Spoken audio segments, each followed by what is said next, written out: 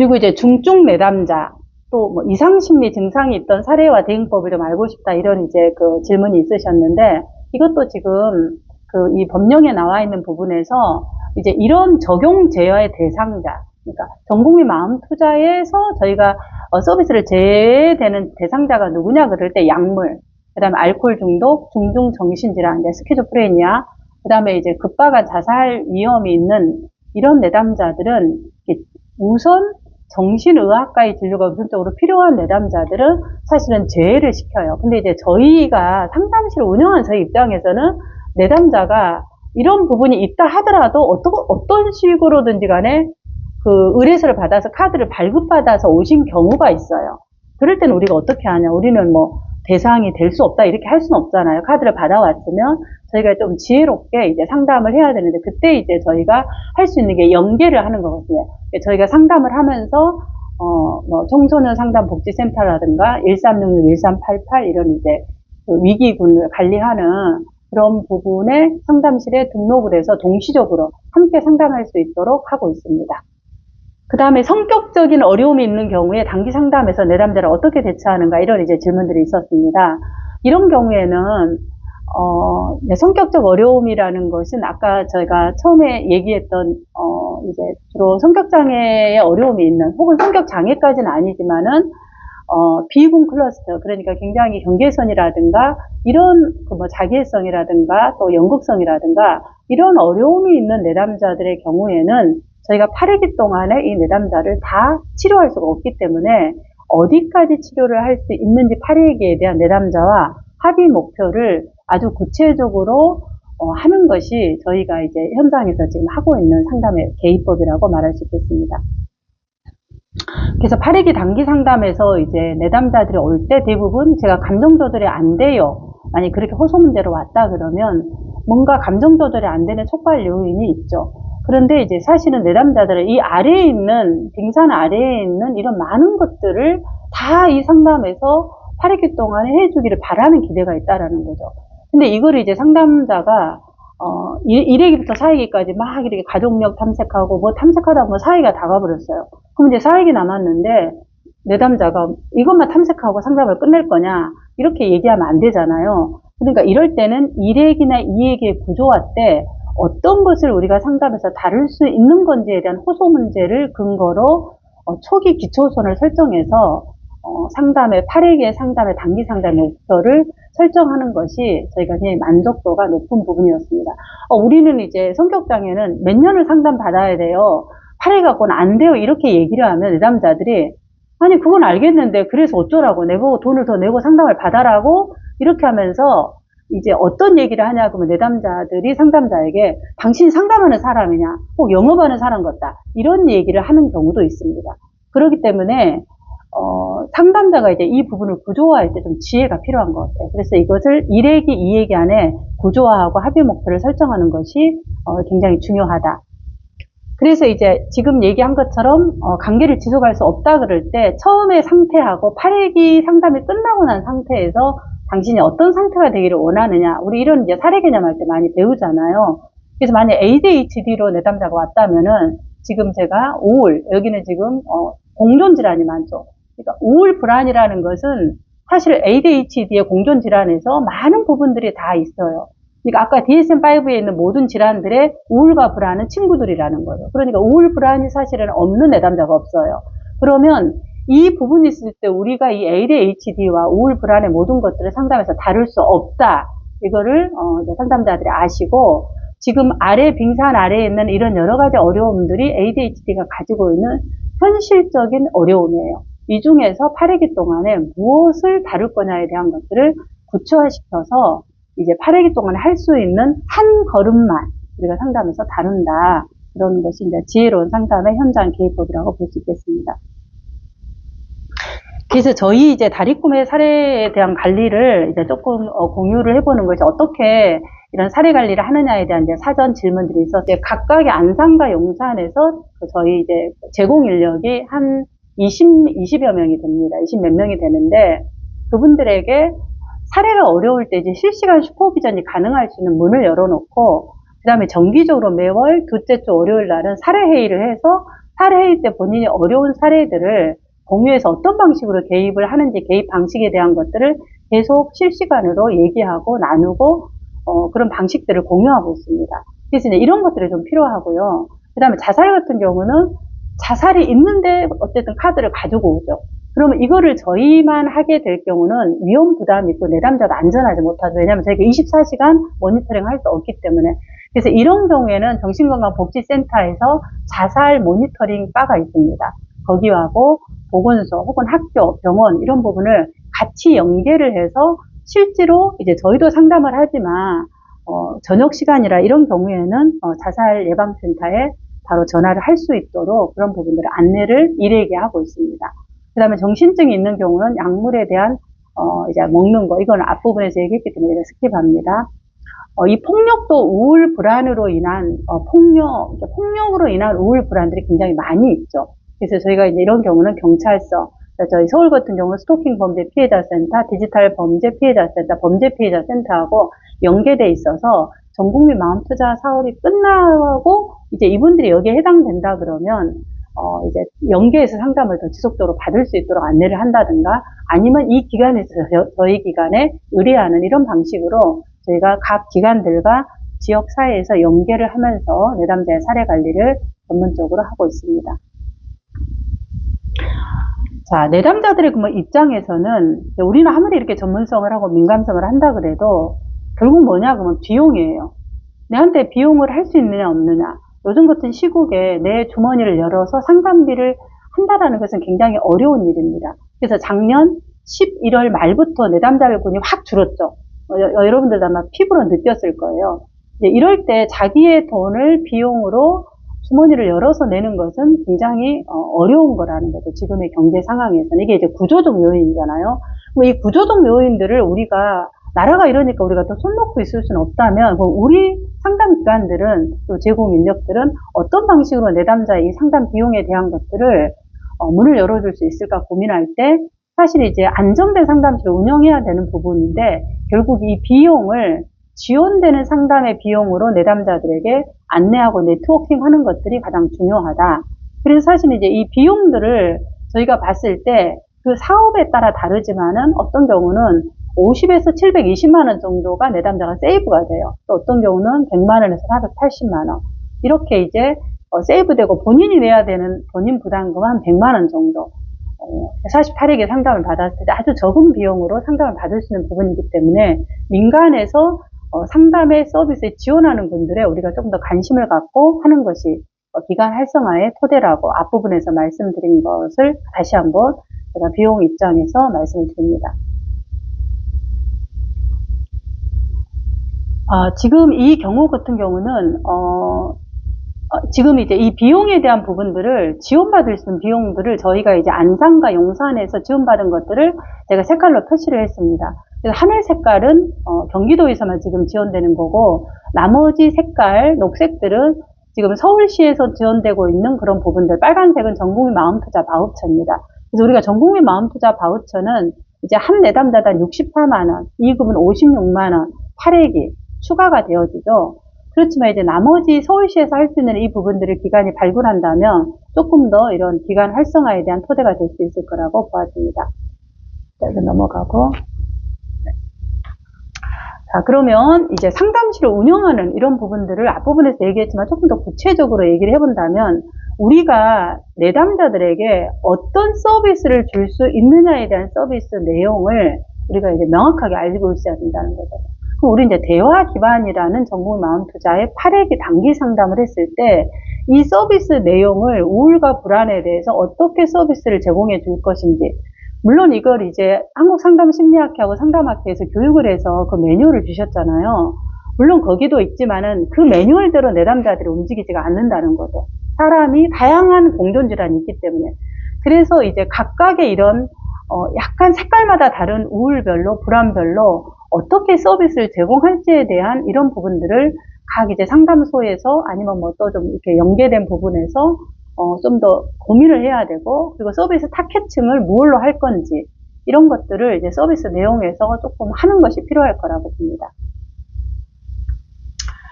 질문 중에 하나가 이제 그 서비스를 받는 분들이 MMPI하고 TCI를 받고 싶다 이럴 때는 어떻게 해야 되냐 이런 이제 질문들이 있었습니다.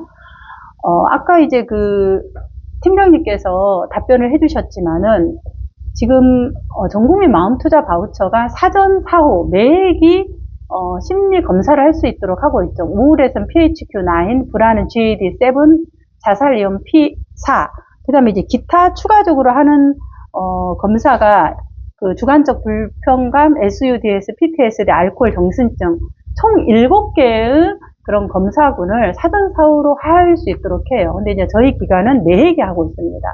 그런데 MMPI하고 TCI를 굳이 지금 이걸 다 했는데 사실은 받을 필요가 없거든요.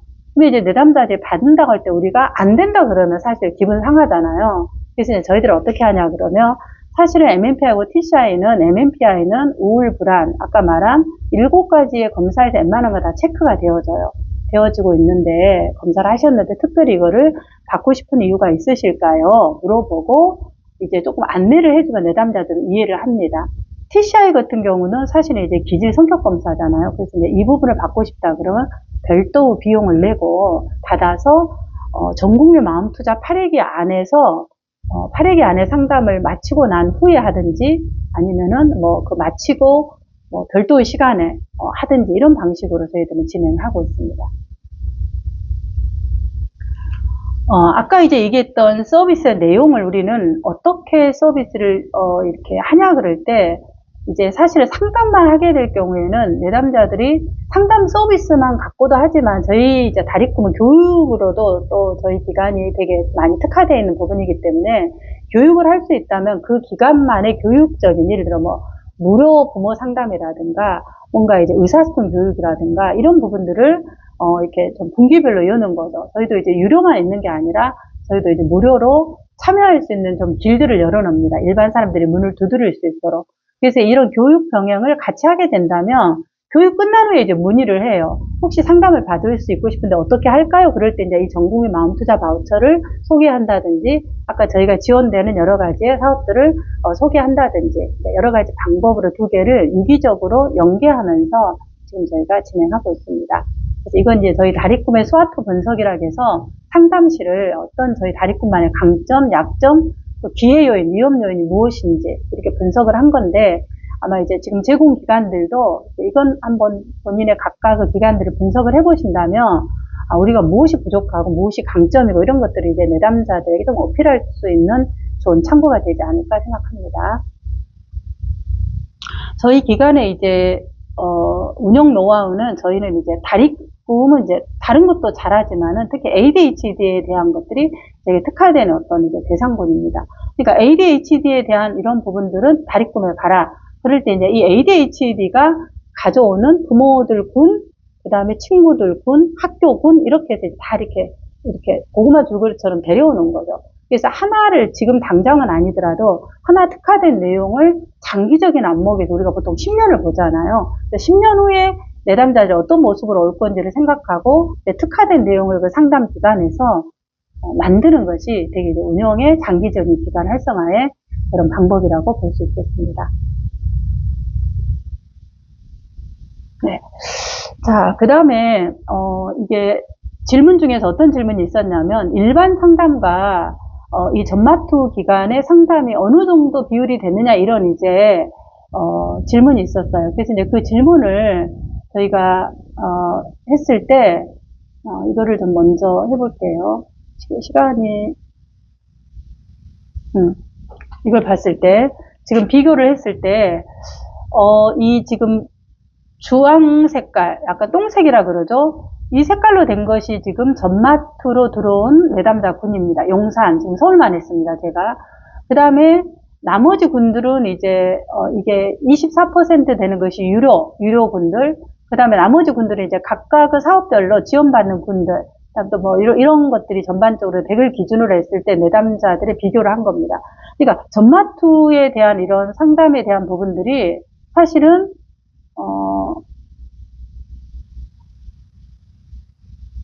작은 부분이 아니라는 거죠.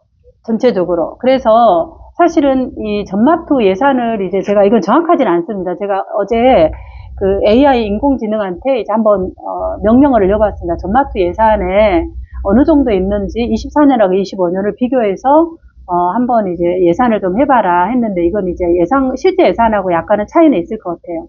24년도에 472억이라는 예산을 GPT가 이렇게 찾아서 알려줬습니다. 1인당 비용이 64만원 8회기로 받았을 때 실제로 지원해서 받을 수 있는 것이 7만 3천 명 1급을 기준으로 했을 때 그러면 이제 25년은 24년에 비해서 예산이 조금 줄어들었다고 합니다.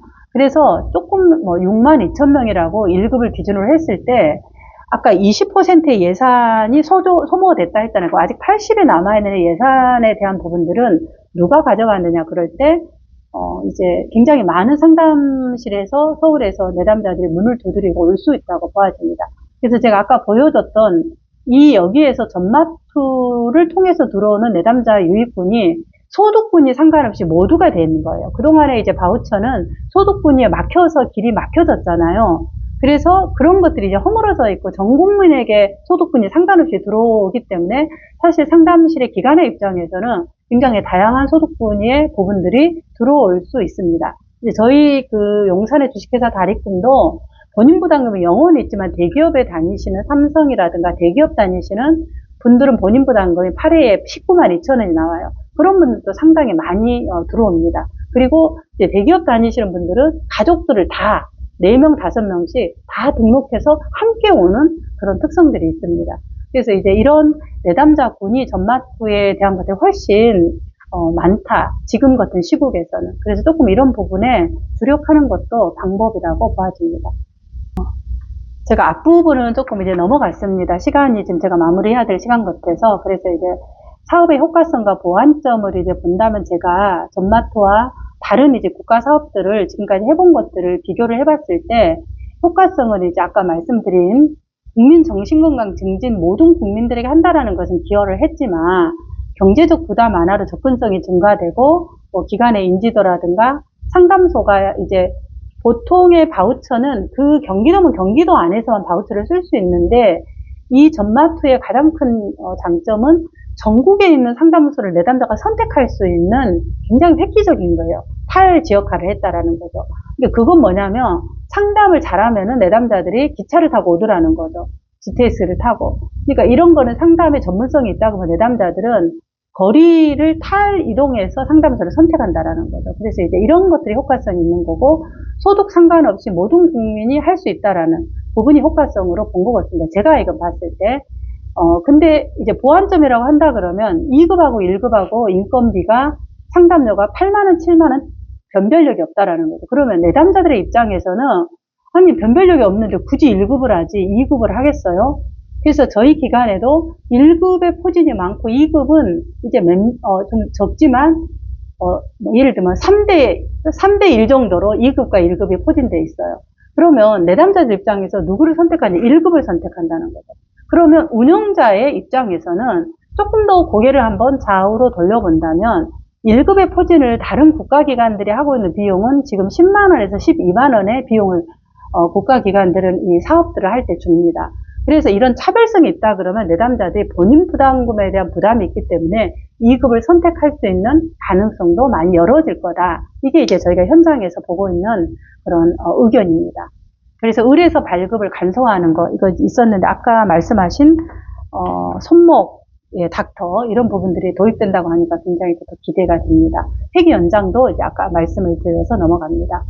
지속 가능성 제고 방안에 대한 것도 질문을 주셨어요. 이제 안정적인 예산이죠. 우리나라가 지금 곳간이 다 털어져 나가는데 이 전국민 마음투자 바우처 사업이 지속될 건지 없어질 건지 참 우리도 불안해요.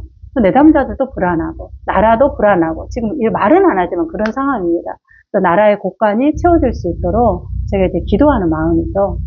장기적인 지원 방안에 대한 것들은 이제 저희보다 구조적인 나라의 입장에서 이것들을 해야 된다고 보아집니다.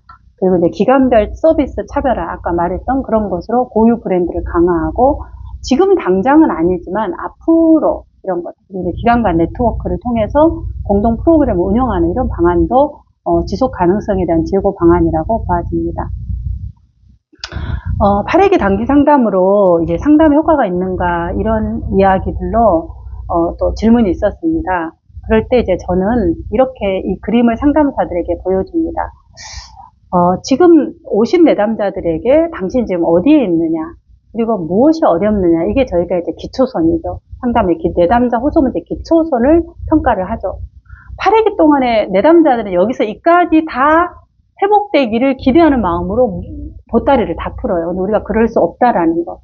우리는 길을 여는 자라는 거죠. 어떤 길을 여냐면 이분들의 마음의 우울과 불안으로 힘든 길을 여는데 8회기 동안에 그 길을 적어도 내가 우울과 불안으로 내 삶이 왜 이렇게 가고 있나에 대한 인식, 그리고 그 인식에서 내가 도움받고 싶은 그 부분에 한 걸음, 벽돌 하나만큼 이동하는 것이 저희가 이 전국민 마음 투자 바우처의 8회기 상담에서 할 수 있는 부분이라고 보아집니다. 나머지 이 점들의 기간들은 이제 나라가 좀 열어야 될 그런 부분이라고 저희가 맡겨봅니다. 네, 제가 준비한 것은 많지만 여기에서 제가 시간을 20분인데 제가 거의 38분을 쓴 것 같습니다. 여기서 마치도록 하겠습니다.